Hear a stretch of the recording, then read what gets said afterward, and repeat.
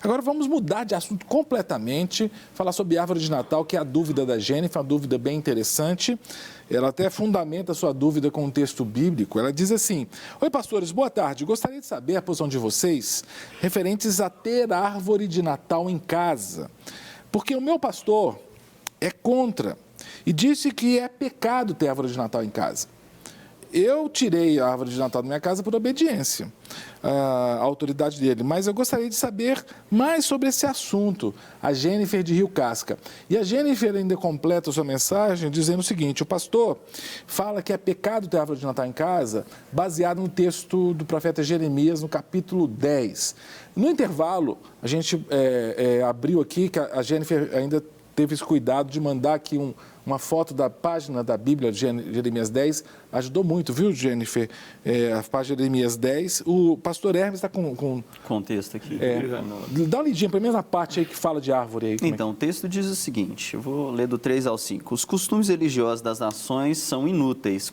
Corta-se uma árvore da floresta, um artesão a modela com seu formão, enfeita-se com prata, ouro, prendendo tudo com martelo e pregos para que não balance. Como espantalho numa plantação de pepinos, os ídolos são incapazes de falar e têm que ser transportados porque não conseguem andar. Não tenham medo deles, pois não podem fazer nem o mal nem o bem.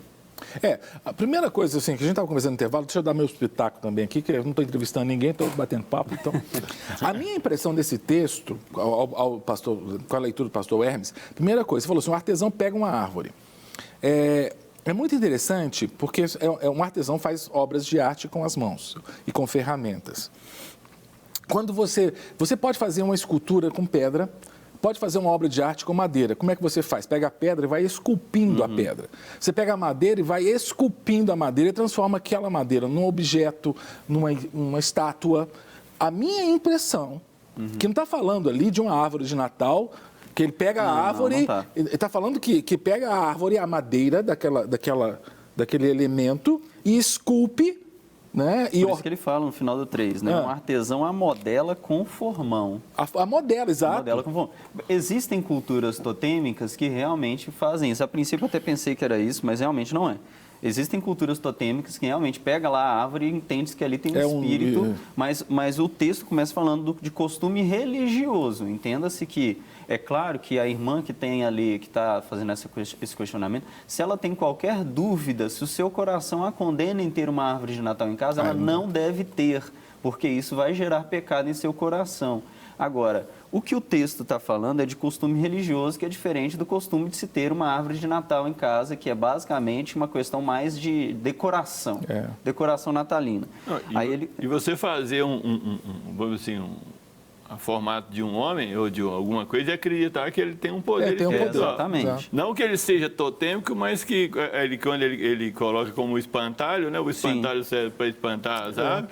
É alguma coisa que vira um ídolo que tem aquela história, tem olhos, mas não vê, tem ouvidos, mas não ouve, tem pernas, mas não anda, mas você atribui a ele um efeito espiritual, uma capacidade de resolver alguma coisa, você embute ele de um significado que ele não tem, de um poder. Aí só continuando o texto aqui, que ele vai falar assim, enfeitam com prata e ouro, não é questão de colocar bolinhas ou coisa, enfeito aqui no sentido do folhear, provavelmente, ele esculpiu a imagem e posterior, quem já teve em culturas como Índia, Nepal, já tive lá, você vai ver que aquela imagem não é toda feita de ouro. Ela é feita de pedra ou de madeira e depois ela é folheada com ouro ou com prata para dar algum valor, alguma imagem ali. Então, isso é um enfeite que ele está... Entenda que aqui Jeremias ele está usando palavras meio que sarcásticas. Então, ele está falando enfeitar aqui exatamente no sentido que não vai ter valor nenhum. Depois ele continua, é como espantalho. Está ali, mas não é uma pessoa, só está enganando a ave que é tola, mas o ser humano sabe que não é uma pessoa ali. Ele fala como espantalho, que não é uma pessoa.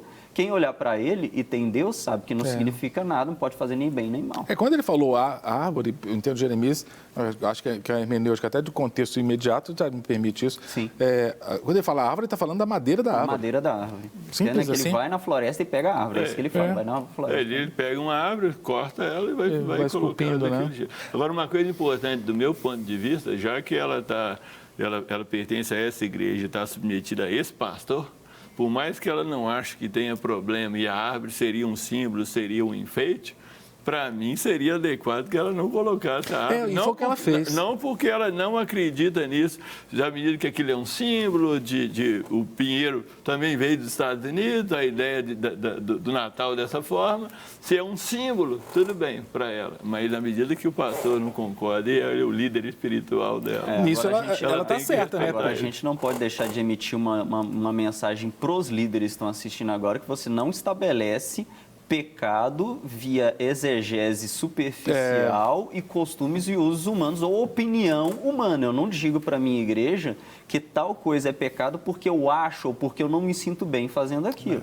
Por isso que a gente tem que tomar muito cuidado, nós que somos pastores, que temos a responsabilidade de pregar a palavra, essa questão que o pastor Hermes falou, de exegese, interpretação do texto, eu acabei citando hermenêutica também, são ferramentas que a gente tem nos cursos de teologia que nos habilitam a fazer uma boa interpretação do texto, porque é um perigo nós tirarmos... eu tenho um vídeo que é clássico, uma situação lamentável com um senhor que se intitula pastor do Espírito Santo da cidade de Serra, que cometeu adultério baseado no texto de Amós. Ele pega um texto e ele fala assim, pega essa mulher e adultera. Ele lê assim, aí o repórter vai nele e fala assim, não, mas olha o acento aqui, o acento está dizendo, pega essa mulher adúltera. Ou seja, ele fez uma exegese completamente maluca, uma coisa da cabeça dele, uma opinião dele. E se eu como pastor, eu posso ter meus usos e costumes. Eu só não posso definir pecado a partir dos meus usos e costumes. Por exemplo, alguém vai na minha igreja e lá é saia comprida. Vai na igreja dele, ele pode falar, olha, nós temos esse uso, nós temos esse costume. As mulheres aqui se vestem assim, mas ele não pode afirmar, olha, é pecado quem se veste diferente. Que é pecado, faz separação entre Deus e o homem. Não, é a interpretação da Bíblia que ele faz. E dentro da interpretação ele vive em função daquilo. Exato. E é a forma que os membros da igreja dele têm que se colocarem na medida que elas querem ficar ali e que elas reconhecem aquilo daquela forma. Agora, eu achei legal, desculpa, mas a Jennifer agiu correto, porque ela falou que ela tirou a árvore. Ela falou assim, em submissão, em respeito ao meu pastor. Eu acho que ela está correta. É correto. Entende? Apesar que isso daí é um outro debate teológico. Porque, por exemplo, qual é o domínio que eu tenho sobre a vida privada do meu membro? A minha atribuição como líder talvez não envolva isso. Isso é algo que deva ser questionado, porque eu sei de igrejas que elas dão opinião até sobre a questão de quantas vezes um membro deve fazer sexo com seu cônjuge. Então, a gente também tem que tomar cuidado para nós líderes, como diz uma professora que eu conheço, você conhece bem também, que é a sua esposa, ela sempre diz o quê?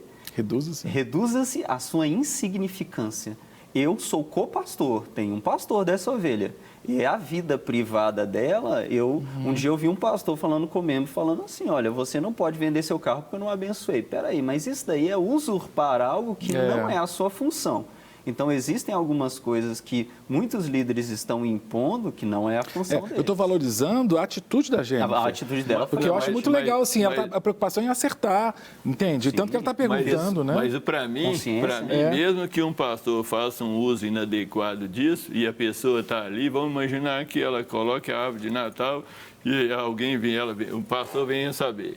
Ele vai ter com ela uma atitude negativa. Agora, se ela procurar isso e chegar à conclusão que não é, e ela achar que ela coisa, para mim, ela tem que sair daquela igreja, daquele pastor, e ir para um lugar, aquela história, se veste saia ou se não veste saia. Exatamente. Então, se ela não concorda com aquilo, então ela tem que sair e ir para uma igreja onde não vestir saia nesse sentido é uma coisa, porque senão ela vai estar indo contra a própria autoridade dele, por mais que ele está usando ela de uma forma inadequada, mas para ele adequada conforme a interpretação dele, ela vai ficar como um membro que não... Sabe por que eu estou tocando nesse assunto? Porque os pequenos abusos e assédios, eles começam em coisas simples. Pequenas, né? Daqui a pouco, o pastor que consegue convencer alguém a não ver televisão, a não usar determinado tipo de roupa, a não ter determinado objeto dentro de sua casa, com um argumento simples do pecado, daqui a pouco ele está levando essa pessoa a pecar porque a sua palavra está superior à própria palavra de Deus, que é um desvio que pode gerar até seita, né? Sim, colocar a escritura abaixo da sua própria opinião. E aí a gente chega naquele ponto que Pedro falou, importa obedecer a Deus. Inclusive essa questão de usos e costumes, a gente tem que tomar muito cuidado, e volto a falar da questão da interpretação do texto, da exegese. A gente tem que tomar muito cuidado, gente. A nossa Bíblia, em língua portuguesa, ela foi traduzida, parte dela do latim, outros foram traduzidos direto do original hebraico e grego, mas a gente tem que tomar cuidado com as expressões. Essa questão de traje mesmo, né? Eu estou vendo o Hermes aqui com um blazer, né? Se eu pudesse, eu estava até de camiseta aqui, de tanto calor que eu estou sentindo. Mas eu já fui pregar em igrejas, eu sempre tomo esse cuidado, né? Eu sou convidado para pregar, eu sempre tomo cuidado. Eu até pergunto, tem que ir de terno, né? Tem que ir de gravata? Porque eu quero respeitar o costume da igreja. Claro. E eu fui pensando, qual a base bíblica para se usar terno e gravata? Não tem base bíblica. Mas eu lembro da pessoa que chegou para mim e teve a cara de pau de brincar. Não sei se foi brincando, pior que eu não sei se foi verdade. Falou, não, mas na Bíblia está escrito, revestivos de ternos, afetos e misericórdias. Revestivos de ternos, afetos. O terno, que devia ser ternura, né, que é no texto ternura, a pessoa já interpretou como terno de roupa. Só falta ela dizer que tem que usar óculos, porque a Bíblia fala assim, saudai-vos com óculos santos. Isso. Não, e outra coisa também, você vê que a deturpação da pessoa, que ela quer entender uma coisa, pega aquela mulher que adultera, quer dizer, ele obviamente já estava querendo... A intenção, né? Pensa aquilo. Na verdade, ele leu o negócio errado, porque ele tinha uma perspectiva diferente. Sim, então, quer dizer, aí aqui ainda tem um lado, você vê que o ser humano começa seguindo a Jesus e depois ele dá uma distanciazinha, falando, deixa eu melhorar esse negócio aqui, porque... Por isso a palavra de Deus diz, não sejais muitos de vós mestres, sabendo que haverá maior rigor. Porque hoje todo mundo quer ser mestre, todo mundo quer ensinar, todo mundo quer ter um blog, quer mostrar para as pessoas como se faz... Mas é um perigo isso dentro do cristianismo. Quero agradecer aqui, uma pessoa mandou o nome, falando que está assistindo o programa. É um anônimo. Da Código de Área 31, Belo Horizonte, 995, alguma coisa, falando que está no horário do almoço, assistindo o programa, que está gostando muito, a conversa está muito boa. Muito obrigado você. De Santa Catarina, o nosso querido Jairo mandou mensagem ontem, né, Jairo? Graça e paz, meu querido. Comente um pouco sobre as figuras do Natal, como, por exemplo, o Papai Noel. E a árvore, a gente acabou já comentando um pouquinho sobre a árvore, né? Que muitas igrejas repudiam esse costume. Essa questão do Papai Noel é uma questão interessante, né? Primeiro, eu lembro que a gente comentou, né? Não está na Bíblia Papai Noel, claro que não está. É uma figura histórica, de uma história recente, mas de uma história um pouco mais remota. Né? Agora, tem gente que aceita, tem cristão que leva o filho para tirar foto com o Papai Noel, né? O que vocês pensam disso? Lá em casa nós não temos esse hábito muito, assim, os meus meninos desde pequenininho, eles sabiam que não é Papai Noel, que não é um personagem, eles tratam como um personagem mais de TV. Até mesmo que eu tenho observado um pouco a cultura brasileira dentro disso. O brasileiro, ele não tem muito Papai Noel como um símbolo, é mais um símbolo do comércio. Você pode ver nos comerciais de TV, nos shoppings e tal, mas o brasileiro mesmo dentro da sua casa tem muita questão do Papai Noel. Realmente a árvore, as bolinhas, as luzinhas, tá dentro da decoração. A gente pode dizer que isso é uma bobagem? Sim, eu acho que podemos dizer. Não chego a dizer que isso é pecado, são bobagens. Se as pessoas acham uma decoração bonita e querem colocar em sua casa, tão bem com isso, ótimo. Agora, o que eu acho negativo é que o Natal ela vira uma festa, vira aquele ornamento todo, e a questão de Jesus muitas vezes sai do foco. A ênfase de Jesus sai do foco. Não que ele não possa fazer isso, né? Enfeitar, ter as comidas, ter todo aquele processo. Até aí não é o problema. Desde que a ênfase venha em Jesus e não no Natal. Pode dar o presente de Papai Noel para o menino na medida que ele entende aquela coisa, na medida que ele cresce, você tira isso dele, mas na verdade é o seguinte, a questão de Jesus tem que ser o centro, né? Sim, eu acho que até com uma boa oportunidade, né? Outro dia alguém postou assim, olha, mas eu li em determinado lugar que o Natal tem uma origem, uma festa pagã. Eu acho engraçado esses textos surgindo, né? Porque a gente não tem nada, nós não temos coisas assim tão antigas, textos tão antigos. Pra você ver, o texto bíblico mais antigo é do século IV. Você diz um manuscrito? Manuscrito mais antigo, né? Os códex mais antigos. Mas o pessoal consegue encontrar citações de 2, 3 mil anos atrás com uma facilidade na internet que eu fico impressionado. Mas mesmo que existia uma forma antiga, a Bíblia é repleta de formas que foram ganhando novo significado, como a cruz, que era morte, maldição. Continua sendo, mas para nós também já tem um teor de vida e ressurreição, né, de vitória, a vitória da cruz. Ela continua tendo o contexto da morte dura. Da morte dura, exatamente, mas ela é boa. Mas agregou outra coisa. Ela agregou porque a morte de Jesus, apesar da cruz, se tornou uma coisa. Agregou, você pega batismo, em João Batista era purificação, em Jesus purificação e arrependimento, né? O batismo antigamente era em Jesus já é arrependimento e testemunho. Então, assim, a ceia era uma coisa, virou outra. Não quer ficar um segundo por fora da nossa programação? Agora você pode nos acompanhar através das plataformas digitais. Não perca tempo. Acesse, curta e siga-nos. Fique por dentro de tudo o que acontece por aqui. Rede Super, inspirando você.